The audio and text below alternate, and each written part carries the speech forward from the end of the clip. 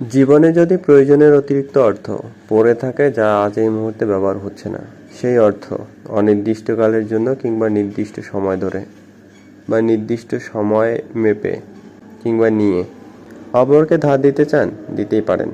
কিন্তু একটা কথা কি জানেন, এর বাইরে যদি কখনো অর্থ ধার দেওয়ার প্রয়োজন পড়ে বা ধার দিতে হয়, তবে একটা কথা মনে রাখিয়েন বা স্মরণে রাখিয়েন, আপনি যে আয় করেন, আয়ের পরে খরচের পরে যে অর্থ সঞ্চয় হয়, সেই সঞ্চয়ের অর্থ যদি অপরকে দেন, অপরকে ধার দেন, যে কোনোভাবে দেন, তবে এটা কি খেয়াল করেছেন যে আপনার সঞ্চিত অর্থ আপনার জন্য নয়, আপনি যাকে অর্থ দিলেন তার জন্য কাজ করছে।